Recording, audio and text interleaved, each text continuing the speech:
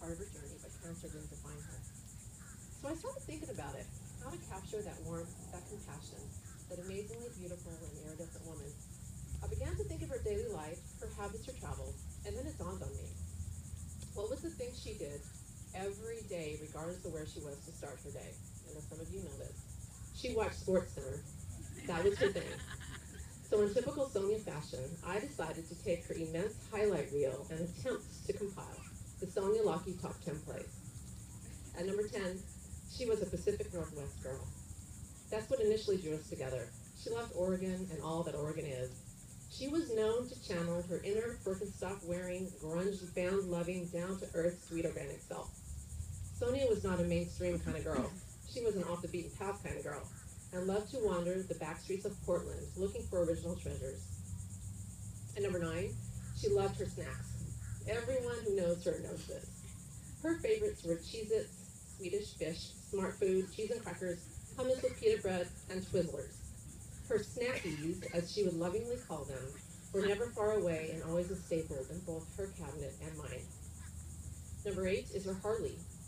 Many of you know this, but some of you don't. She owned a Harley. And this was many years ago when it was a bit unusual. Can't say I was surprised when I saw it. I thought, of course you do. Kind of explains her love of plain graphics, anything skull and crossbones, and her black chunky riding boots. Good way to clear her head was a Sunday morning ride on her bike. Like I said, off the beaten path. Number 7, she loved Bryan Adams. Like, really loved Bryan Adams.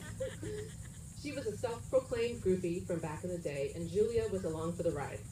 By the time she moved to Florida, she was a professional concert goer and fan club member. They went to Seattle, Vancouver for a week for 3 shows, the Gorge in Washington, California, and of course Portland to see him. I was lucky enough to attend 2 concerts with her and Neil. The first time, she literally went from a round of chemo to the venue so ill, I was doubting she was going to make it in. She willed herself better just to see him. The second time, Neil arranged for us to meet him backstage. It was after her hair grew back, so she looked the part with her short, punky, platinum blonde too. She finally got to meet her idol, and it was priceless. Coming in at number 6 is the Chameleon.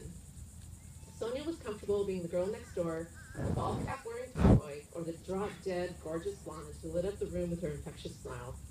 She was as beautiful inside as she was out, and no matter the environment, sports bar or black tie, she was magic.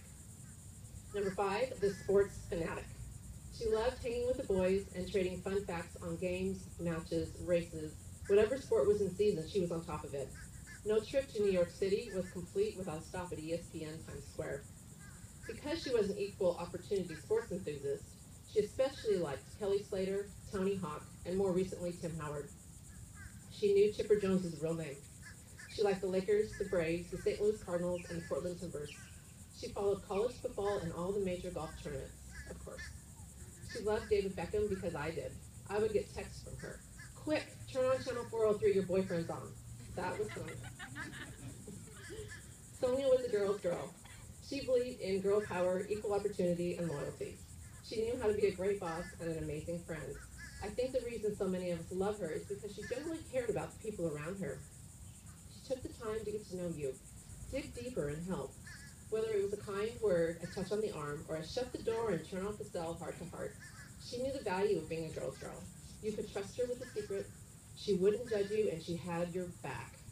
The Gold's Gym girls know this.